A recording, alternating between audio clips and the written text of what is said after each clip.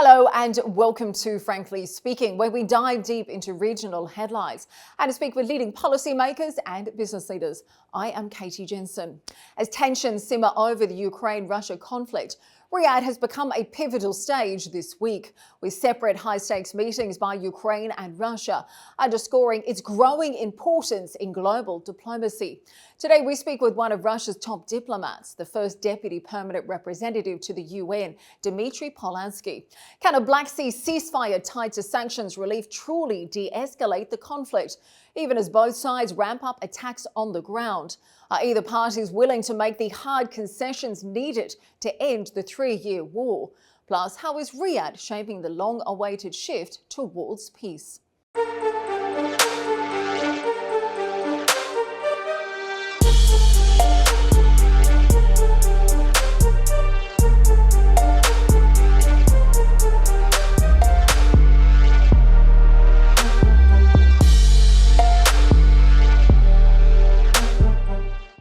Ambassador, thank you for joining us on Frankly Speaking. Now, significant progress has been made since the Trump administration took office, with increasing efforts to end the war between your country and Ukraine. Now, while many details remain under discussion, frankly speaking, can we say we are closer to reaching a deal? I know you recently told the Jerusalem Post that you remain optimistic about the prospects. And what has President Trump done differently to bring both sides to the negotiating table? Well, I think that President Trump has just changed the optics, and he has started to analyze this problem from reasonable positions and not from propagandist, setting. So actually, this is not the conflict between Russia and Ukraine, because this is a proxy war, and I think this was also acknowledged by the U.S. administration, the new administration, which is very important to understand the real reasons for this conflict to start and the ways to put out this conflict. And the only way to do so is to eradicate, to address the root causes of this conflict. You know that the war was started in 2014 after the illegal anti-constitutional coup in Kiev, when nationalists came to power and they started to harass and prosecute Russian minority. We could go into details if it's necessary, but that's the main reason of where we are right now. So the new administration has just started to analyze it from right perspective and to suggest right decisions to these problems that we're having right now. And this is the big change, which really opens a window for opportunity, provided we stick to this roadmap. Okay, well, there might be some who disagree with you on the root causes of the conflict, but either way, it does feel like we have quite a different approach from the Trump administration regarding the conflict and trying to resolve it, as opposed to the Biden administration. Do you feel potentially that the previous US administration really didn't do Ukraine any favors by their approach? Perhaps this war could have been resolved 2 years ago if these kinds of talks had taken place then, would you agree? The previous administration was unfortunately part of the problem, not part of the solution. And it has done a lot to create this issue, to set up something that is better characterized as anti-Russia rather than Ukraine. And that's, of course, a devastating development for this country. It's a fatal decision to provoke Russia to the extent that we had to start our special military operation in 2022. Biden administration was one of those who was fueling the war, who was trying to do everything to inflict a strategic defense on Russia, and it hasn't changed its course until the very end. Trump administration views it absolutely differently, and this is the right approach. They are realists. They understand the real situation on the battlefield. They understand that the Kiev regime is now losing, and hence the new proposals that they are making, these are realistic proposals and really aimed at stopping hostilities, which would be a good scenario first and foremost for Ukraine. Well, you say President Trump is much more of a realist. Of course, during his election campaign, he repeatedly promised to end the crisis in Ukraine in just 24 hours. Well, he's since admitted that was potentially a little bit ambitious. But tell me, someone like yourself with extensive knowledge of what is going on the ground in Russia today, how would you assess the situation? Because the talks in Saudi Arabia appear to have gone quite well, at least from afar. But as we understand, hostilities appear to be increasing on the ground in both Ukraine and Russia.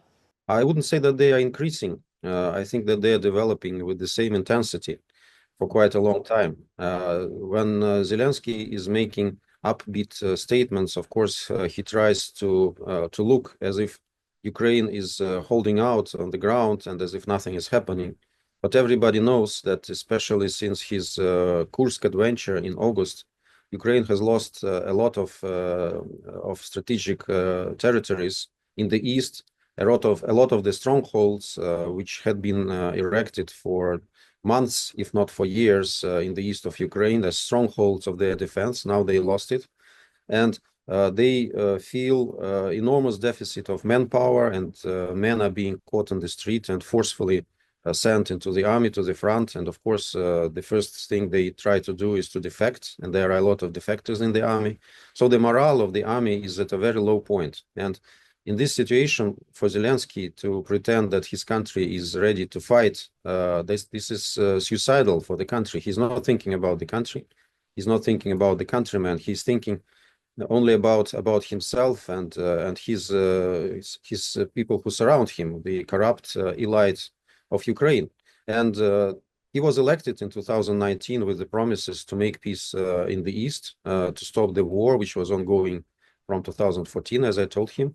And he absolutely abolished all these electoral promises, and that's why the people who voted for him in 2019 are very much disappointed. Okay, well, Ambassador, tell me how this relates to the current status of the talks, because as we understand, there are hostilities on the ground in both Russia and Ukraine, despite the success of the talks so far. Now, I understand there's been several talks that have been taking place in Saudi. On the one hand, there's the talks between your country and the US, which I understand are focused on bilateral ties as well as ending the war. And then there's also the talks between the US and Ukraine as well. What can you tell us about both the tracks? What were the key highlights of the discussions? What was their main focus?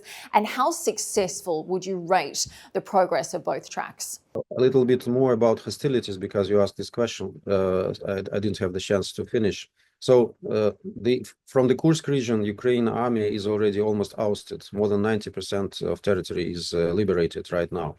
There are attempts of further incursions into Russian territory which are being repelled, and Ukraine is drastically losing ground in the east. And this, of course, affects the spirit and the mood of the talks, I think, both between Russia and the US and the US and Ukraine. I don't know about the US-Ukrainian talks. I'm not in the loop, of course. But as far as Russia-US talks is concerned, this is much more significant than simply the question of Ukraine. I think this is the two adults speaking about the situation in the world and trying to get understandings that are beneficial and important for the whole world. And Ukrainian crisis is only one element of these talks. Of course, very important would be to normalize our relations and to do away with all these problems that were created by Obama and Biden administration. And I think we are on the right track here. Ambassador, can you share more details about the substance of these meetings, which apparently lasted 12 hours? Now, we understand there has been an agreement to cease the hostilities over the Black Sea, but correct me if I'm wrong, now both countries seem to be accusing each other of breaching that ceasefire. Well, it's very simple, because from the outset, we were speaking about the Americans, and it was the initiative of President Trump to declare the so-called energetic ceasefire of energy objects, not to hit energy objects from both sides. Zelensky tried to extend it to all infrastructure objects, which is not realistic, because many of infrastructure objects are being used in Ukraine in their war against Russia. So I don't think it's possible to extend it at this point. So we heeded the request of President Trump, and we declared since March 18 this ceasefire, and we do not strike energy infrastructure of Ukraine, whereas Ukraine, which agreed formally to this ceasefire, continues to strike our energy infrastructure. And I was speaking about this yesterday in the Security Council. As far as the talks in Riyadh are concerned, I mean, the latest round of talks, the expert round, they were concentrated mostly about prospects of renewing the Black Sea Grain Initiative, which is export of Ukrainian grain to the world through Black Sea, and at the same time, as it was agreed 3 years ago, also facilitation of the export of Russian agriculture products and fertilizers to world markets. And this is also very important part of it. So we agreed to move forward there, but of course, these tasks should be implemented in parallel. And this is indispensable to achieve any progress in this regard. So what is the current status then in terms of ceasing hostilities over the Black Sea? Where do we currently stand then? The current status is that we declared after the talks with the team of our US colleagues that we would be ready to resume all the arrangements related to Black Sea Grain Initiative. It means delivery of Ukrainian grain through Black Sea with the strict control over the vessels, because there were problems about smuggling of weapons through this channel. Also, there were attempts of Ukraine to use the safe navigation routes for attacking through the unmanned drones, water drones, our facilities in the Black Sea, in Crimea and elsewhere. So this, of course, is out of question if we want to speak about the renewal of this initiative.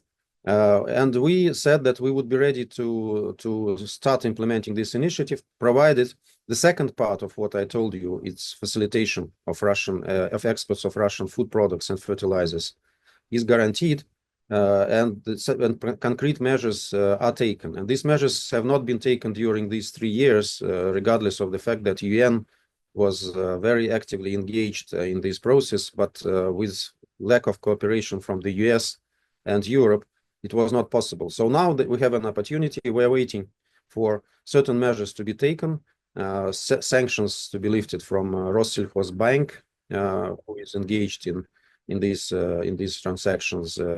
Its inclusion into the SWIFT the system of banking transactions, and some other steps, they were enumerated in our press release.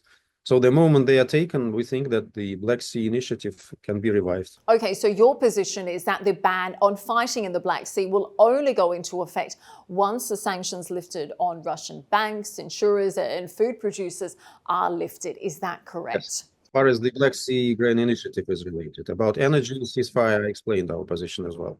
Okay, well, Ambassador, I want to ask you about Saudi Arabia's role. Tell me, how much support or intervention, if any, have you been given by the Saudis? And tell me, for those who are potentially wondering why these talks are taking place in Saudi Arabia, what would you tell them? Well, I think that the world is changing, and the new centers of diplomatic activity are emerging. We used to have Geneva, for example, but Geneva is now very much compromised because of the position that the Swiss government has taken. They exploit the notion of neutrality, but they're acting not as a neutral country. Against this background, our Saudi brothers behaved in a very, very positive way, in a very forthcoming manner. So they reached out to us, they reached out to Americans, to Ukrainians. And it's hard to overestimate the role that they played. We thank very much them for their hospitality. The talks were organized at the excellent level, and I think that my leaders also reached out to their Saudi counterparts, thanking for what they are doing. I think that Riyadh right now has all the chances to transform into diplomatic capital of the world in terms of, at least in terms of Russia, Ukraine, and US-Russia-Ukraine negotiations. And it's a very good start. And I think that there are all the chances that Saudi diplomacy will play more instrumental role here. And we are very grateful for this opening. Well, I want to get your thoughts on that evolving relationship between Saudi Arabia and Russia. Now, there was a roundtable that took place ahead of the BRICS summit last October, and our editor-in-chief Faisal Abbas spoke with President Putin about the Saudi efforts. Now, President Putin unequivocally stated that he believes these efforts are sincere, and he talked a lot about the friendship and the trust between Russia and Riyadh, Riyadh, and he also clearly expressed his comfort in terms of visiting the kingdom to hold these kinds of talks. Tell me, what can you share with us about the personal relationship between the leadership of both nations? Particularly, it seems quite remarkable that the relationship has remained strong despite Riyadh condemning the war on Ukraine at the UN. Well, I think that the Saudi position at the UN is much more nuanced that you said, and we are in constant consultations with our counterparts in Saudi mission here. We have very good relations. They, of course, reflect the excellent relations between the heads of our state. I recall this conversation in Kazan. It was very broadly medialized in my country, and indeed, the position of the Kingdom of Saudi Arabia, the efforts and the diplomatic wiseness of this country are very strong assets in its ambition to become a pole of diplomatic activity in terms of Russia-Ukraine crisis, in terms of some other situations. So I think that there are a lot of trumps that Saudi colleagues are now holding in their hands in terms of diplomatic activity there. And we really are seeing Saudi Arabia step up in terms of adopting this role as a global mediator today. But Ambassador, I want to slightly change directions and talk about another critical issue in our region, and that is the situation in Gaza. Now, during that same interview with Mr. Putin conducted by our editor-in-chief, your president clearly stated Russia's support for a two-state solution and affirmed that the Palestinian people should not leave their land. Tell me, is there anything more that Moscow can do to try and pressure Israel to finally bring an end to this conflict? Well, it's hard for us to put pressure on Israel because I don't think that we have the same leverage on Israeli politicians in comparison, for example, to the United States traditionally. So, of course, the US role here is indispensable to put Israel on a more reasonable path. So far, we don't see it, unfortunately, and I think that very much will depend on the mobilization of Arabic countries themselves. We know that there was recently an Arab summit in Cairo. There were very good decisions about the future of Gaza, about the possible ways of settlement. Of course, they are based on the two-state solution. This is the core principle that is indispensable for any efforts that are being deployed in this connection, including my country. My country has been always consistent in this, saying that the Palestinian problem should not be sidelined. There were efforts to try to solve the problems between Arabic countries and Israel at the expense of the Palestinian question, Palestinian problem. And we see what we have right now to a large extent. I think that reflects these efforts. It's very hard to forecast how the new U.S. administration will frame its line right now in the Middle East. But I see that there is still quite a considerable mobilization of Arabic countries that are saying right things about the ways to break this vicious circle of violence. And I think that the louder they speak, the more chances are there to see that these very rightful and fair demands are heeded, and Palestinian issue is not will not be swept under the carpet in any possible interactions on the Middle Eastern problems. Well, Ambassador, you say that Moscow is not able to exert the same kind of pressure on Israel that perhaps the US could, but you certainly have intelligence on Israel. In fact, just last week, you went on the record saying that saying that Russia had intelligence that Israel was preparing to launch another military attack on Gaza. Now, as we know, this later turned out to be accurate. Now, you've since called for a UN Security Council resolution, but don't you feel that approach is potentially a bit futile given the current climate today? I don't think that any efforts are futile in today's setting. We should be principled. We should proceed from the understandings that are not negotiable. And the fate of Palestinian people, their plight, and the well-being of Palestinians, alongside with the security for Israel, I think these are principles that are capable of moving us forward. Yes, we have, of course, intelligence. We have a lot of exchanges between Arabic countries and Russia, as well as between Israel and Russia. And this makes us a good interlocutor for all countries in the region, because we maintain quite good relations with Israel. There are certain problems, of course, as everywhere, but we have contacts, and we are ready to act as facilitators if necessary. But I was speaking about the leverage, because of course US is providing Israel with arms, US is providing Israel with operational support, something that Russia doesn't do. And of course, if someone needs to kind of influence West Jerusalem in terms of policy, in terms of military strategy, of course, the US is better placed than any other country. It doesn't mean that Russia is sidelined. It doesn't mean that we have no role and no say there. By the way, I believe that judging from the press releases that came after the phone conversation between Vladimir Putin and Donald Trump, Middle East will be one of the dossiers that will be tackled during bilateral Russia-US contacts. So I think that maybe we will be able also to come to certain understanding, or at least to discuss this issue in detail, to understand how can we move forward and what can be done, again, to secure the Palestinian state, to secure the return of Palestinians to their homeland and their right to establish their own country in the borders of 1967 with the capital of East Jerusalem, at the same time to secure the security of Israel, of course. Ambassador, so would you agree that the Israeli-Palestinian conflict was more effectively managed when the quartet oversaw it? And tell me, do you believe that the United States bears responsibility for the deteriorating situation, given its monopoly on the decision-making? What's your perspective as a Russian diplomat?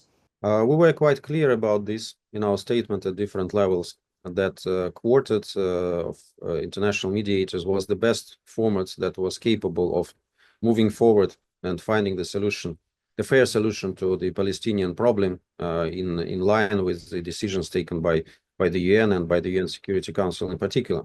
But yes, we were not happy, to put it mildly, by the efforts of the US to facilitate negotiations and peace between Arabic countries at the expense of Palestinian problem. These countries were reassuring that they were still having Palestinian question on mind, and maybe they are right. Maybe they did it in their own way. We are not aware of the details of the arrangement, but in reality, it happened so that Palestinian problem was a little bit sidelined, and the US administration was speaking about possibility of making bilateral arrangements between Arabic countries and Israel, and then to solve Palestinian problem. So the sequence was a little bit twisted, and this was not a good sign. And I think that to a large extent, the situation where we are right now is due to this change of attitude, due to the change of basic policies that we were all sticking to several years ago. And this was international cooperation, international mediation in the framework of quartet. So all of a sudden it was undermined. And I think that now we are feeling the fallout from these decisions. Well, Ambassador, I want to get your thoughts on another concerning crisis in the region, and that's the escalating conflict in Sudan. Now, it does seem that the army led by General Burhan has made significant gains of late. Tell me, what is Russia's position? Well, we support the authorities, the Sudanese authorities. We think that they are right in continuing their fight against the rapid reaction forces. So we were quite clear, and we don't think that international community should put at the same level the rapid reaction forces and the government of Sudan. We were supporting the government of Sudan. We aware of the gains that were made at the battlefield, and we think that the situation in Sudan is moving towards the right direction militarily, and we hope that this will be also a good opportunity to ensure stable and long-lasting peace in this country. But Ambassador, I want to clarify, because previously you did refuse a ceasefire. In fact, you were the only nation in the Security Council to veto it at a UNSC meeting. And you declined to call what is happening in Sudan a famine. That is despite millions of people there suffering.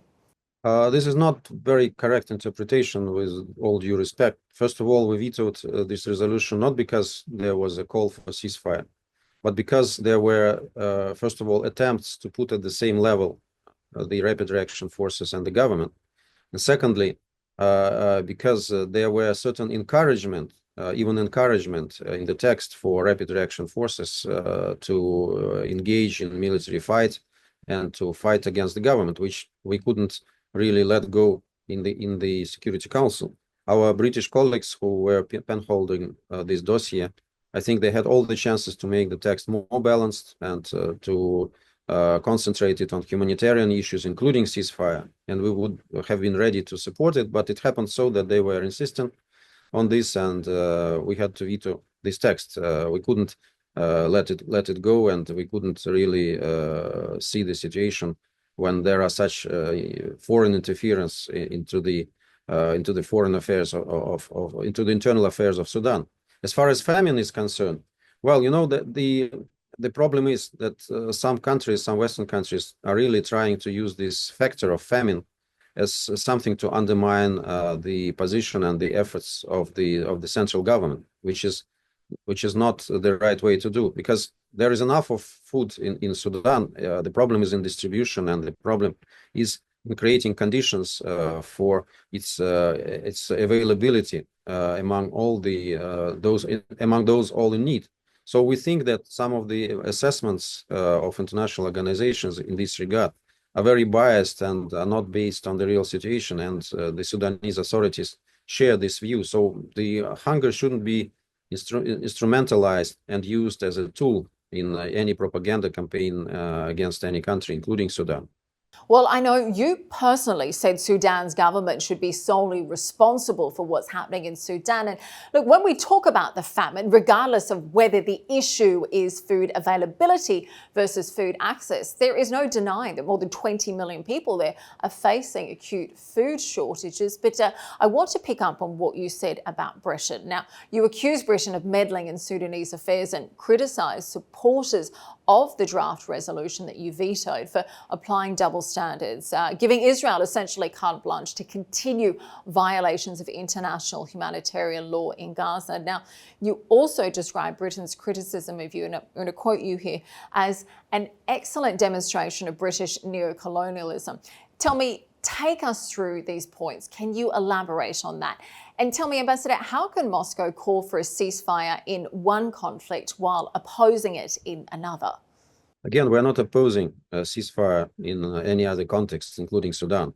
If there is a draft resolution that calls for a ceasefire which is balanced and which takes into consideration the current situation in Sudan, and which respectfully treats the constitutional Sudanese authorities, I think we will not have any problem with this. The problem is that the British penholders are not ready to present this text. The only thing they want to preserve their influence in Sudan and to get some leverage on the internal situation in this country, to shape it in the way that Britain and some other countries want. And this is something that it's quite clear in the Security Council and elsewhere in the UN. Everybody understands this, including the Sudanese authorities. And of course, they want to prevent this kind of interference into their internal affairs.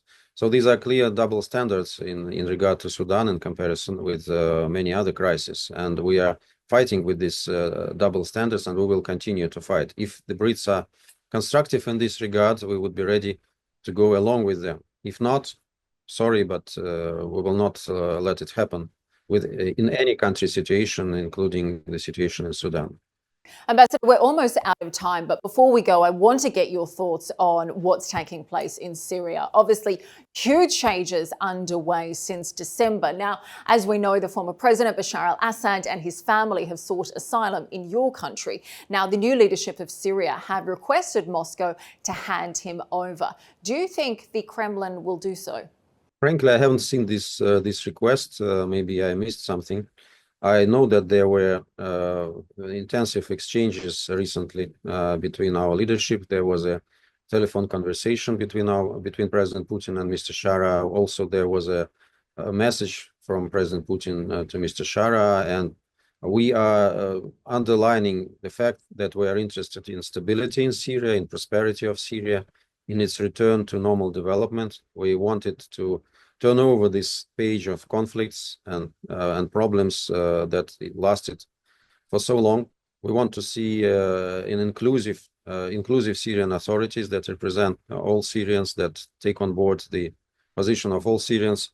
We think that Syria should do serious efforts in combating terrorism to avoid the situation when terrorist elements in this country play significant role. And I think that's the understanding that we share with a lot of countries in the Security Council, including the US. You know that there was a presidential statement in this regard concerning the recent troubling developments in Western Syria, and we think that we're acting in a very good faith, and Syrian authorities know this. We are interested in maintaining close ties of friendship, traditional ties of friendship between Russian and Syrian people that lasted for many decades, and I think that we have all the chances to see this situation right now, provided, of course, the interim authorities, the caretaker authorities in Syria listen to the advice of international community and cooperate with the UN, with other countries to shape up the country that will have all the chances to engage in constructive, sustainable, and beneficial for all the Syrians' development. Okay, tell me, just going back to what I asked earlier though, if Moscow was to receive a formal request to hand over Bashar al-Assad, what would their response be?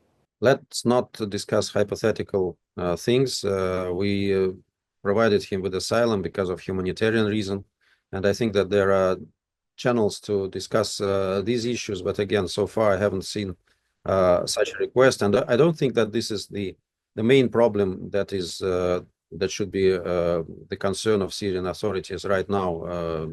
There are a lot of challenges that they are facing, and they have to really show their citizens that they are capable of making the situation better, of putting the country on the path of stable, forward-looking development. And so the question of extradition of Mr. Assad or somebody else, I don't think it should be on top of the agenda right now. But of course, it's up to Syrian authorities to take such decisions. And with that in mind, how do you see the future of the relationship with Damascus? Do you think you will keep your bases in Syria? And given the support Moscow historically has offered the Assad regime, do you think the Syrian people would welcome any aid or assistance that you're willing to give? Well, I think that these issues are being tackled bilaterally. There is a dialogue in this regard and certain understandings to which we stick, and the caretaker Syrian authorities also stick, and we value the dialogue that we have. So I wouldn't dwell into details at this stage. I don't have anything to share from the UN perspective. As far as our assistance to Syria, we confirmed that we are ready to assist. We are ready to facilitate humanitarian assistance, including by providing the facilities of our bases in Syria, and I think that was accepted with gratitude. We still have, and we will have, I'm absolutely sure, very good and constructive relations with Syrians, because it's not the question of developments of recent months or weeks. It's the question of long-term ties of friendship and brotherhood that links us to Syria, and I think that very vast majority of Syrians view Russia as a friendly country, and the same in Russia. So we have very good basic elements to consolidate friendship and cooperation between our countries, and we are very eager to help Syrians during this transitional period to shape up this country in a way that they like, and in a way that would guarantee sustainable development of this country for years ahead. Well, Ambassador, thank you very much for joining us today on Frankly Speaking. I know you have a very busy schedule, so thank you for taking the time to share your insights with us. You're welcome. Thank you.